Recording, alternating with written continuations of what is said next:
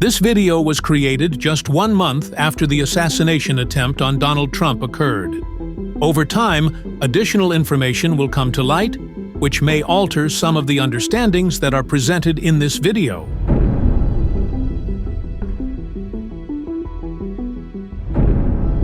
The assassination attempt on former President Donald Trump occurred at the Butler Farm Showgrounds in Butler, Pennsylvania on July 13, 2024 at 6:11 p.m. Take a look at what happened.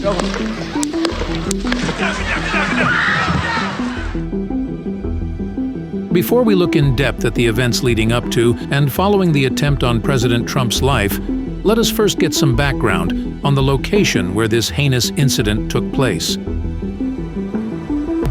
Butler is a city and the county seat of Butler County, Pennsylvania.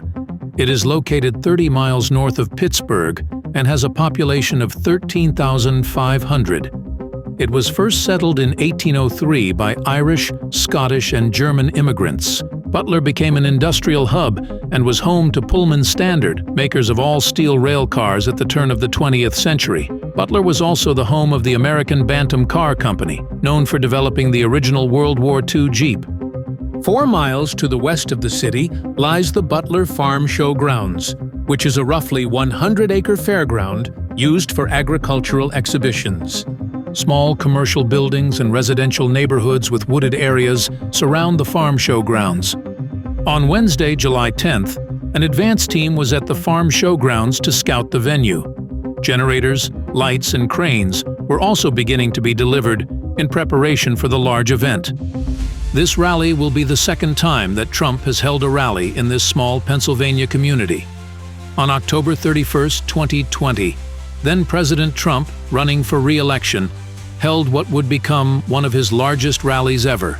That rally was held at the Butler Regional Airport on the south side of the town, where some 55,000 people attended. Security at that rally would be quite different than what would be on display for this 2024 event. On the Friday evening before the rally, video footage of the farm showgrounds perimeter shows only eerie darkness and quiet, with no added security lights at the rally area or police visible at all. Attendees were already lining up in cars, waiting to get into the parking area for the rally the next day. Earlier on that same Friday, July 12th, a young 20-year-old man from Bethel Park, Pennsylvania, Thomas Matthew Crooks, visited the Clairton Sportsman's Club and practiced firing shots on the club's 200-yard rifle range. On Saturday morning, Crooks bought 50 rounds of ammunition at Allegheny Arms and Gun Works in Bethel Park. After his stop at the gun shop, Crooks went to a Home Depot where he purchased a 5-foot ladder. A receipt for the ladder was later found in his pocket. Crooks then drove his van about an hour north, joining thousands of people from around the region who flocked to Trump's rally in Butler. He parked the van outside the rally, on Lawrence Avenue, just a few hundred yards away from the farm show grounds. He would make his way on foot, crossing Meridian Road, and through a vacant lot. He then heads towards the AGR International Complex of buildings. Dashcam footage from a passing motorist reveals Crooks walking in front of the AGR sign and heading toward the buildings. At 9 a.m. on July 13th, Butler County Emergency Services, ESU, provided a security briefing for the local SWAT teams and snipers assigned to the rally. In addition to Butler County, local SWAT teams and snipers from Washington County and Beaver County were also tasked with security responsibilities. According to local law enforcement, Butler ESU was responsible for assigning locations for the sniper teams under its command. According to information obtained by Senator Ron Johnson's office, there were less than 40 local SWAT operators and snipers assigned to the Butler rally. During the briefing, Butler ESU provided local law enforcement with images of the security perimeter at the rally, which did not include the American Glass Research, AGR building, nor the location of law enforcement agents, and a breakdown of security sectors on the farm show grounds. The Secret Service did not attend this security briefing according to individuals with knowledge of the briefing. It is unclear why the Secret Service did not participate in this security briefing and the extent to which Butler ESU coordinated with the Secret Service in creating and implementing the security plan for the rally. Given the recent reporting that Crooks was able to fly a drone and get aerial footage of the fairgrounds shortly before Trump was set to speak there, it is important to note that Butler ESU's security briefing did address drones, according to information obtained by Senator Johnson's staff. It is unknown whether any action was taken regarding Crooks's drone or the exact time when Crooks's drone was discovered. Individuals with local law enforcement told Senator Johnson's office that communications between different entities providing security at the rally were siloed or kept in isolation. For example, local SWAT and sniper teams operated on separate radio channels from patrol. According to these individuals, communications had to be routed to Butler ESU Command, who would then relay information to either the Secret Service or other local law enforcement patrols. It is unclear why communications were set up this way, and whether the lack of direct communication between local law enforcement and the Secret Service hindered any response time or decision-making. Inside the farm showgrounds, the crowd continued to grow as Trump supporters kept arriving.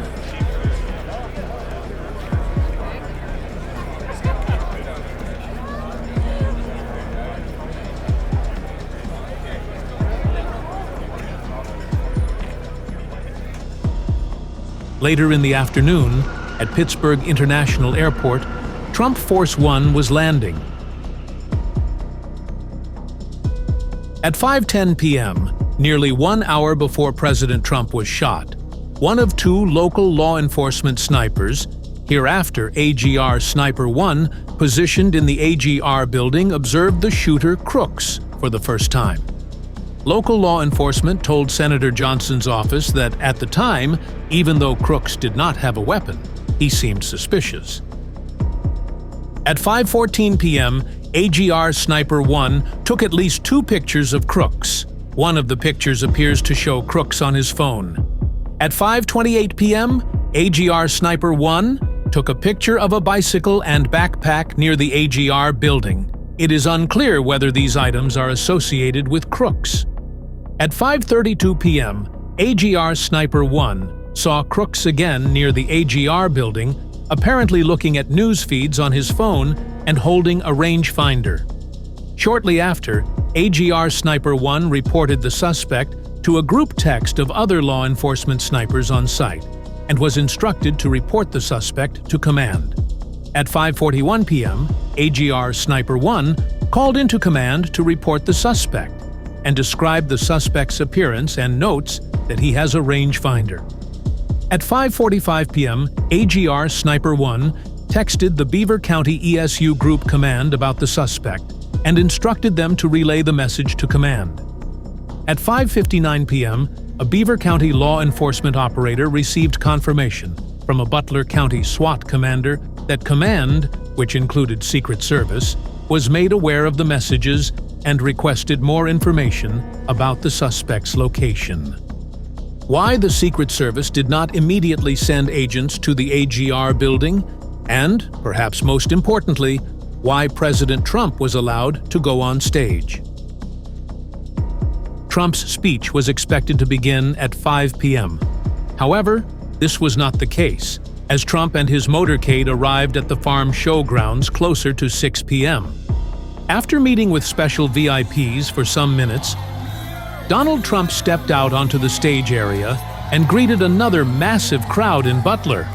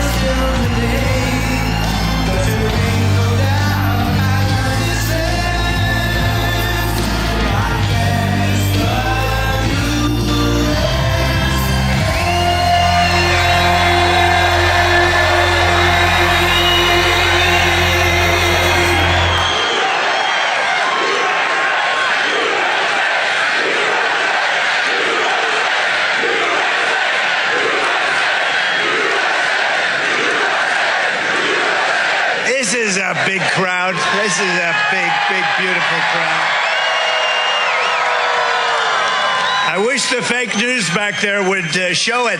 I wish they'd spin their cameras and show it, because nobody would believe it.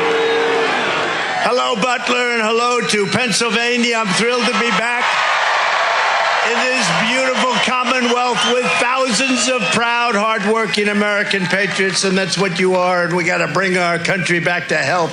One of the greatest crimes is what they've done over 4 years in hiding what the obvious facts are, isn't it, huh? Isn't it a shame? Take a look at that. So that arrow is the lowest amount of illegal immigration ever in recorded history into our country. And then the worst president in the history of our country took over. And look what happened to our country. Probably 20 million people.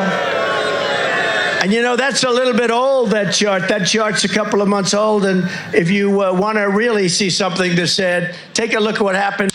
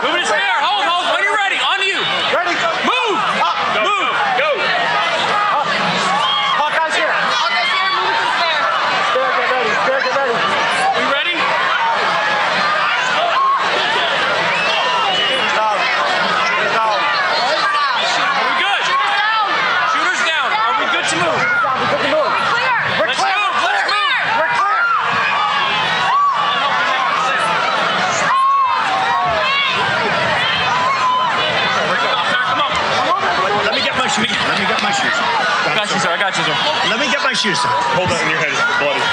So we gotta move to the bus. Let me get my shoes on. Okay, Watch out. Wait.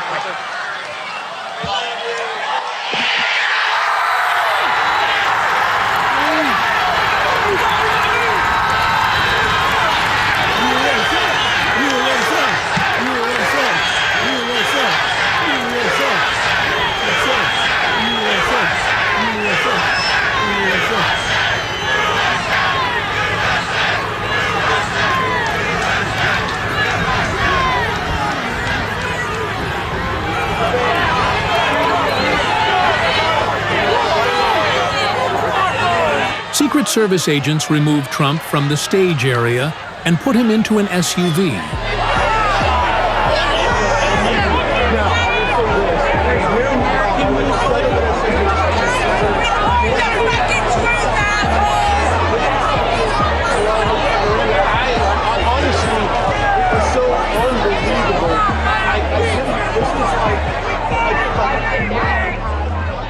The motorcade then races towards the Butler Memorial Hospital, located on the east side of Butler, 6 miles from the farm show grounds. Trump, coming to Butler Hospital. There goes Trump. There goes Trump. Do you hear me? Huh? The one cop car, your window is blown out.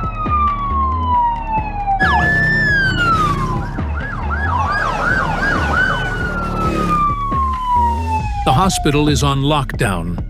Trump is seen entering the emergency area under his own power. Oh yeah, we're front row, and my friend saw blood coming out of his head. Oh my God! Oh Jesus! There he is. Oh, there he is. There he is. There he is. Oh, thank God!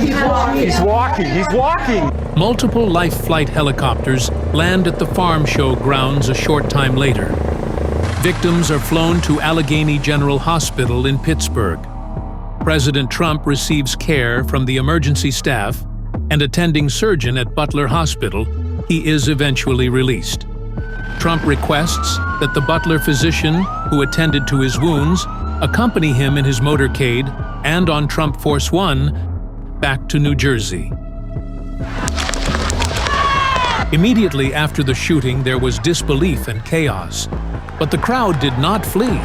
Instead, they stayed and cheered President Trump as he stood tall and defiant at the relentless attacks on him, his family, his businesses, and now his own life, all perpetrated by the deep state powers of the mainstream media, big tech, the Democratic Party, and the entertainment industry. Let us now rewind 2 hours and pick up a more detailed look at what has transpired up to this point, with the information that we have available to us. We must also understand the complete lack of transparency by federal agencies charged with protecting presidential candidates, former presidents, and sitting presidents. No in-depth briefing by the FBI agent in charge of this investigation has taken place. No report has been given by the Secret Service. In fact, all department heads are even refusing to speak under oath to congressional hearings on this assassination attempt of a former United States president. Behind the stage, where President Trump was speaking, are a set of temporary bleachers. Behind that are 3 metal barn buildings, which are permanent structures on the farm show grounds. There is also a set of bleachers to the left and right of the stage. Behind the stage and to the left and right are 2 large cranes, which are attached to a large American flag flying high above as a majestic backdrop. To the left and right of the larger cranes are 2 smaller cranes, each holding in the air a set of loudspeakers. Situated on top of the 2 outer barn buildings are a set of sniper teams facing the stage and perimeter areas. Roughly 150 yards away from the stage area and the metal barns is the AGR International complex of buildings. A chain-link fence lies between the farm show grounds and the AGR grounds and buildings, which are outside the security perimeter shown before in this video. Even though these buildings are outside the main security perimeter, there is a local police presence in and around these structures. In fact, inside the second-floor windows of the 2-story structure seen here was a tactical unit from Beaver County, and this is where AGR Sniper 1 was located. It was from these second-floor windows that AGR Sniper 1 took the 2 photos of crooks earlier in the day. As mentioned earlier in this video, it has been reported by the FBI that crooks flew a drone over the farm show grounds at approximately 4 p.m., just 2 hours before President Trump would take the stage. A Trump supporter took this photo while entering the rally area and caught an image of a drone flying over the grounds. No information from the FBI or the Secret Service has yet to be released about the drone type, where they uncovered the drone, if the drone had a SD card inside, or if the drone was actually crooks. As was shown before in this video, crooks can be seen in this video footage walking near the AGR buildings. In this image, Crooks has nothing in his hands, but in this other image, Crooks can be seen carrying a rifle. If this latest image is correct, how was he able to walk the AGR grounds with a weapon and not be stopped? Eyewitnesses stated that Crooks was at one point seen sitting at this picnic table next to one of the AGR structures. He was then seen walking from this area and around the side of this building, which has since been cordoned off. If we take a closer look, we can see that this building is not very tall. Air conditioning units alongside this building make it easier to gain access to the roof. Even though Crooks purchased a ladder at Home Depot earlier in the day, it was never used as a means to gain access to any areas. The last AC unit's top section has been removed, most likely by the FBI as evidence, and finger marks can be seen on the conduit where Crooks more than likely hoisted himself up using these pipes to gain access to the rooftop. Once on the rooftop, Crooks would have had to run across a very large area, climb up onto yet another slightly higher roof, then eventually drop down onto lower sections and jump back up onto the main roof. Video footage caught on a spectator's cell phone camera shows Crooks running across the AGR building roof while President Trump is speaking. Butler Police, situated near the water tower adjacent to the AGR buildings, even mentions someone running on the rooftop. Someone's on the roof. See that dude running? It was also at this time that other spectators, located on the AGR grounds outside of the rally perimeter, began to see crooks on the roof and attempt to notify law enforcement. Someone's on top of the roof. Look. There he is right there. Where? Right there. See him? He's laying down. See him? Yeah, he's laying down. There he is. Because we have millions and millions of people in our country that shouldn't be here. Dangerous people, criminals.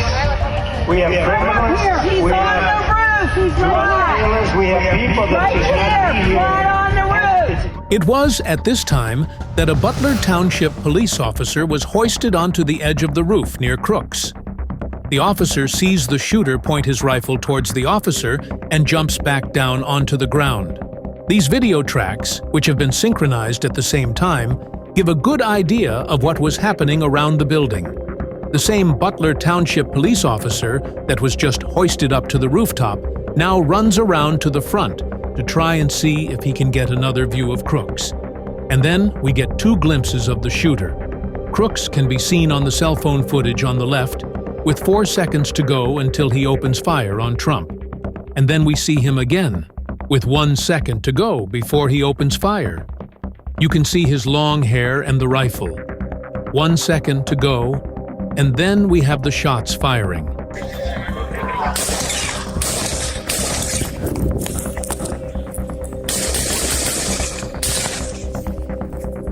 Then we have a 10th shot after a 10-second delay. So as he's approaching the top of the roof, he knows there's a cop behind him. He knows there are snipers on the roof, so he knew he could waste no time.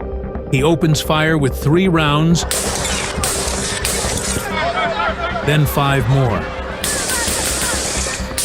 The 9th shot fired was from a Butler SWAT operator from the ground, about 100 yards away from the AGR building.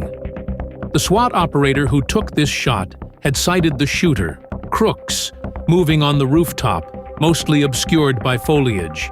He immediately left his assigned post and ran towards the threat, running to a clear shot position while Crooks was firing the 8 rounds. The officer took a very hard shot. 1 shot. Shot 9 hit Crooks's rifle stock and fragged his face, neck, and right shoulder area from the stock breaking up. However, the officer said that Crooks recovered and popped back up. At that point, a Secret Service sniper fired the 10th and final shot, hitting the gunman in the head and killing him. You can see the guy there.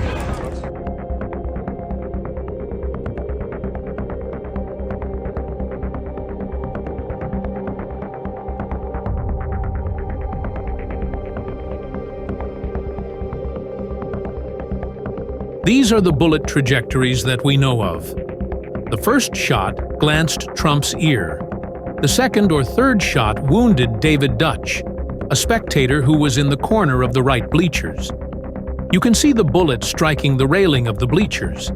Then, likely, the 4th or 5th bullet struck James Copenhaver, also wounding him. 2 other spectators seem to go down on the left side of the image. It is unknown if they too were hit by something. One of the bullets passed by the bleachers and struck the small crane holding the loudspeakers on the right side. The bullet pierced the hydraulic line. You can see the hydraulic fluid spraying out from the crane in this footage. And then the 6th shot took the life of Corey Comparatore, who was a spectator seated in the left side bleachers. We were on the very top of the bleachers. There was no go behind us, and the gentleman to my right dropped. We didn't know what was happening. Wounded spectators in the bleachers on the right side are given assistance, removed from the area, and sent to the hospital via life flight helicopters. Spectators rush to the aid of Corey Comparatore on the far left of the left side bleachers. Emergency personnel worked to aid and eventually remove his body. "Get down," were the final words of volunteer firefighter and father of 2, Corey Comparatore, as he shielded his family from the sniper Crooks. Corey Comparatore, 50, a former chief of the nearby Buffalo Township Volunteer Fire Company, was with his family at the rally and was the only death associated with the assassination attempt on President Trump. President Trump set up a fund for the Comparatore family and the others who were wounded at the rally. At his RNC acceptance speech, Trump paid a special tribute to the fallen hero and supporter by having his Buffalo Township Fire Company jacket and helmet on stage. All we know was shots was fired, and then I jumped over the barrier and put my hand on the guy's head that was profusely bleeding.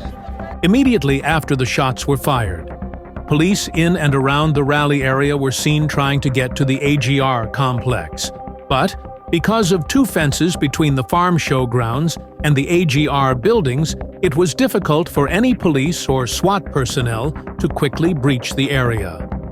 As seen in this cell phone video, police had to ram one of their vehicles into the fence to create an opening, and civilians had to help open another area closer to the AGR structures.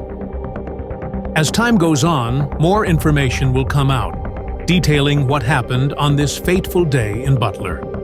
For example, there were many witnesses who spoke to various news organizations right after the shooting, who stated seeing someone on top of the large water tower adjacent to the AGR buildings. Police made mention of these sightings.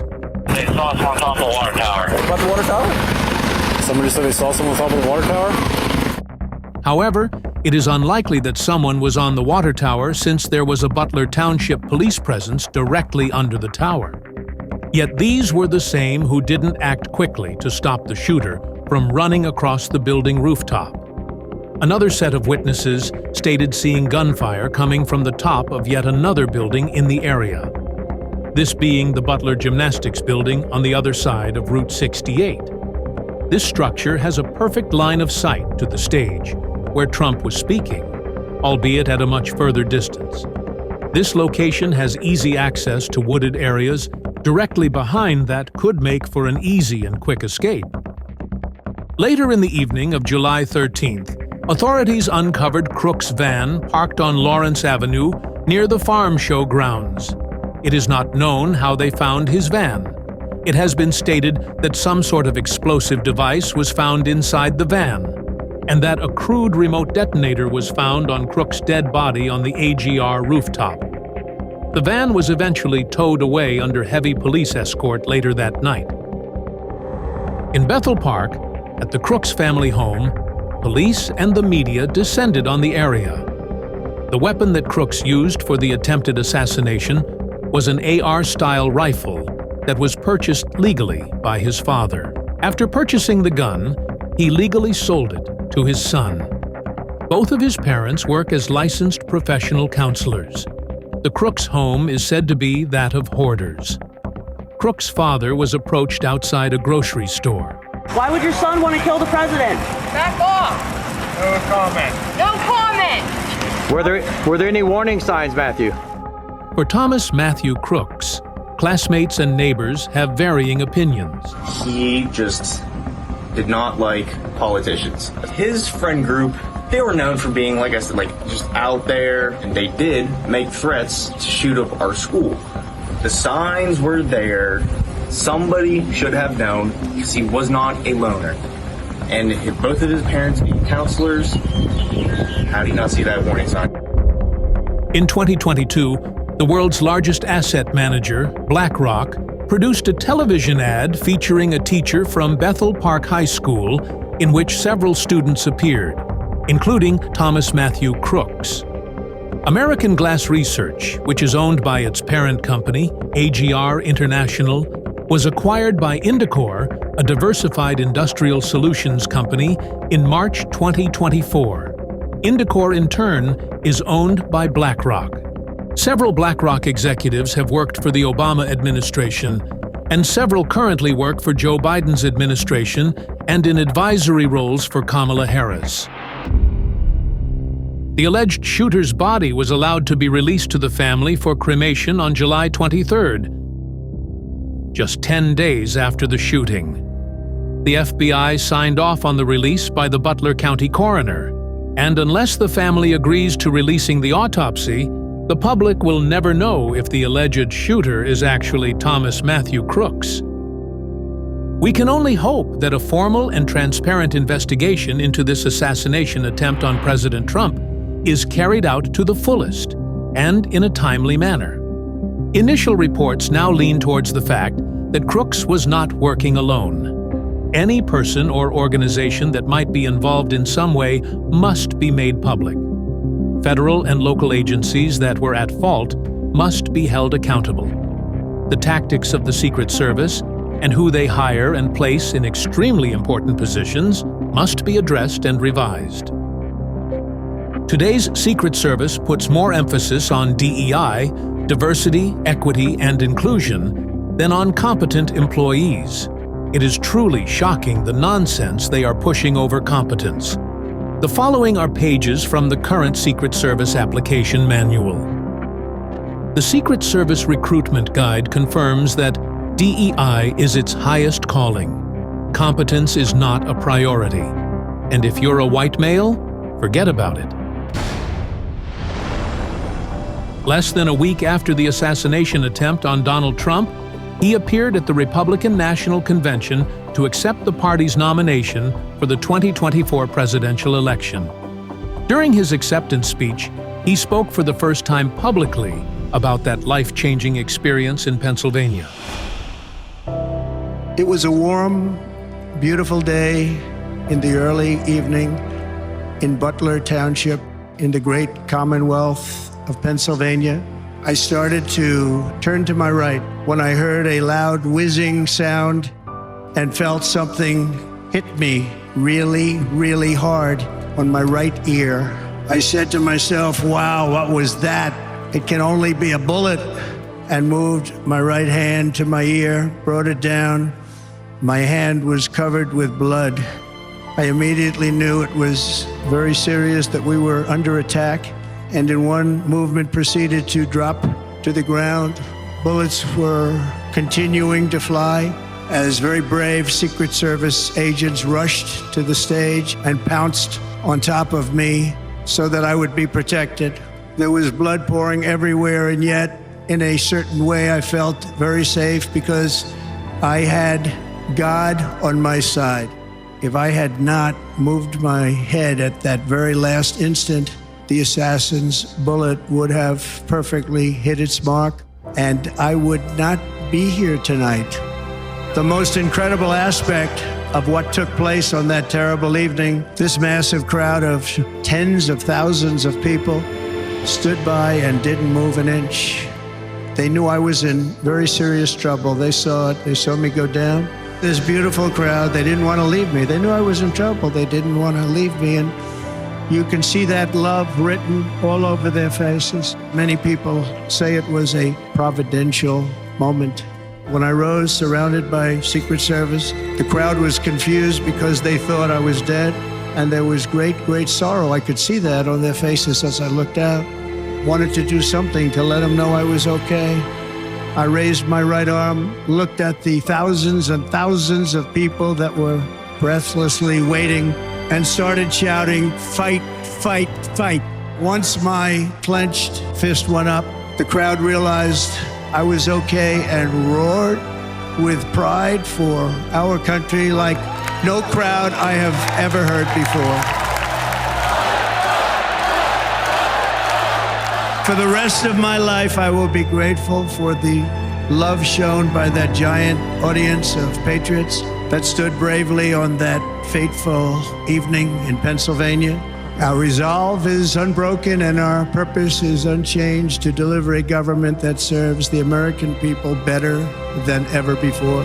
Nothing will stop me in this mission because our vision is righteous and our cause is pure.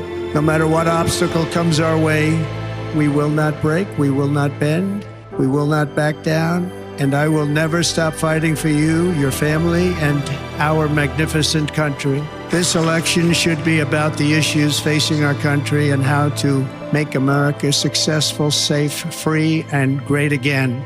As Americans, we are bound together by a single fate and a shared destiny. We rise together or we fall apart. I am running to be president for all of America, not half of America, because there is no victory in winning for half of America.